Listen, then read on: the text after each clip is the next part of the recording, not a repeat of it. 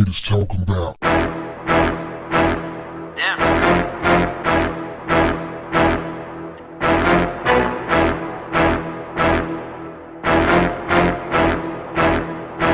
What's up, family?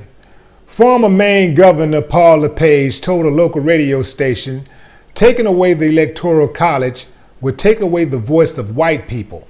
All the small states like Maine, New Hampshire, Vermont, Wyoming, Montana, Rhode Island, you'll never see a presidential candidate again, LePage said, of a world where the president is elected by popular vote. White people would not have anything to say. It's only going to be minorities that would elect, he said, speaking to WVOM Radio Tuesday. It saddens me that we're willing to just take everything we stand for and just throw it away. LePage was echoing a popular defense of the Electoral College. The current system of electing a president was meant to ensure any candidate would have to address the needs of every state. Were the president to be elected only through popular vote, it's possible candidates would only campaign in the most populated states. According to LePage, this means only Ohio, New York, Florida, Texas, California, and Illinois would elect the president, making the smaller states forgotten people. Why don't we just adopt the Constitution of Venezuela and be done with it, he said. Let's have a dictator because that's really what you're going to boil down to. Despite this argument, there's been a push to remove the Electoral College, or at least devitalize it. Some say the popular vote would better represent the public.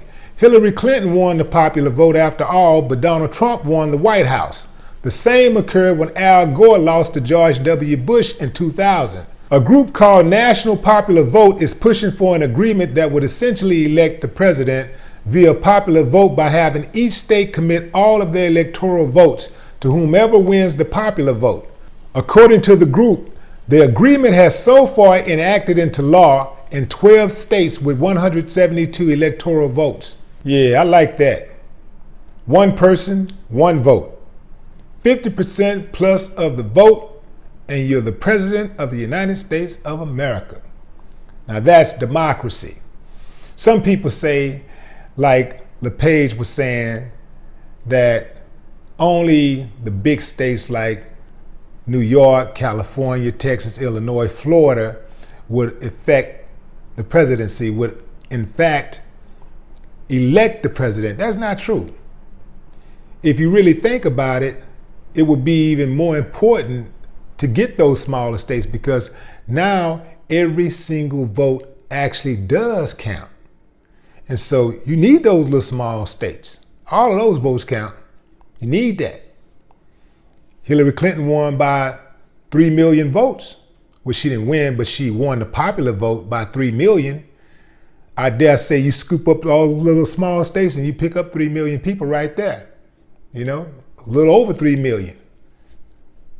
Could have swayed it the other way where the orange man would have actually won the popular vote. You see? So I'm not buying that. You know, it's a setup. That's why they like it like that, so that they can control in any event.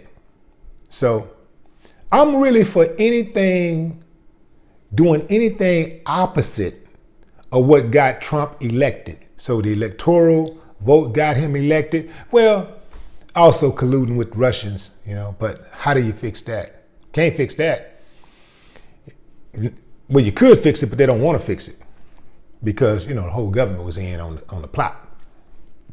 And this whole investigation thing about collusion is just a big old show, just a dog and pony show. It ain't going nowhere.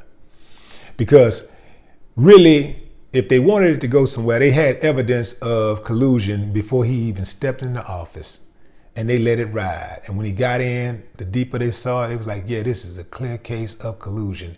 And they let it go down anyway, because that's the way they wanted things to be.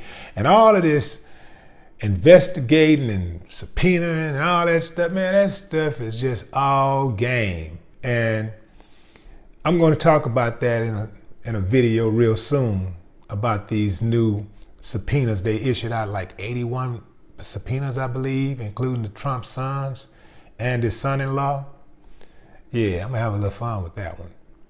So be looking for that real soon. Anything that skews a set of data only serves to make the data say what you want it to say. As a result, the Electoral College, gerrymandering, and any other means of data manipulation, no matter how well intended, makes the vote illegitimate. Also, white people are the majority in the country, so I fail to agree with the argument that minorities will determine who the president is. Seems to me like some people are just triggered by the scary brown people. No more talk. What the haters talking about?